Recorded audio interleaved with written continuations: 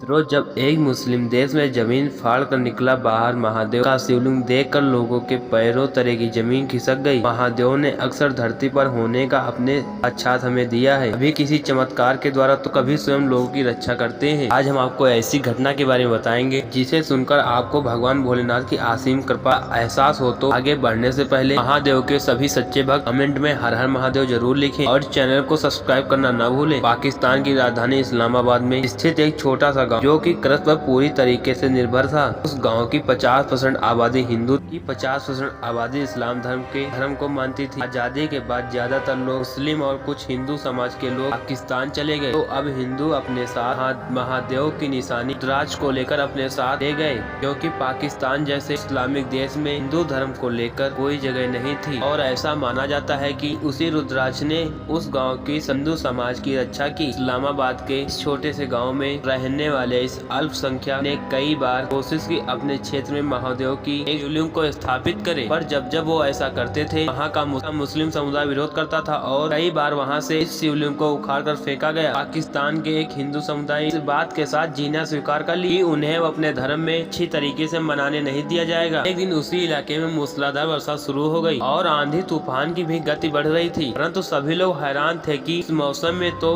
वर्षा भी नहीं होती है और न ही आंधी तूफान आता है। बारिश और तूफान इतनी तेज था कि कोई अपने घर से बाहर नहीं निकल पा रहा था और कोई अन्य काम भी नहीं कर पा रहा था। पूरे दिन स्थिति के बाद मौसम सामान्य हो गया। अगले दिन सभी अपने आराम से कामों में बिजी हो गए। उसी गांव में एक रहीम नाम का लड़का रहता था। वह सुबह अपने दोस्तों के साथ बाहर खेलने के लिए गया था, तो उसने देखा कि काले रंग की चमकीली सी पत्थर जमीन से बाहर की तरफ उठी हुई है। रहीम और उसके दोस्त मिलकर उस पत्थर को बाहर निकालने लगते हैं, परंतु वह पत्थर इतना भारी था कि सभी बच्चे भी मिलकर उसे बाहर नहीं निकल पा रहे थे। तभी रहीम ने धीरे धीरे सभी को बुलाया और रहीम का चाचा और रहीम का बड़ा भाई मिलकर उस पत्थर को बाहर निकाला। एक बहुत बड़ा चमकीले रंग का शिवलिंग था। पूरा गांव उस पत्थर को देखकर आश्चर्यचकित हो गया। जितने भी हिंदू समुदाय के लोग थे वो सभी बहुत खुश थे। सभी शिवलिंग को पकड़कर रोने लगे। इनके लिए तो महादेव स्वयं उनके साथ रहने के लिए आए हैं। मुस्लिम समुदाय में कुछ लोग पढ़े लिखे थे, उन्होंने इस बात को चमत्कार कहना शुरू कर दिया और स्वयं झुककर शिवलिंग को प्रणाम करने लगे। तो वहीं पर कुछ लोगों ने इस शिवलिंग को तोड़ने का तय किया।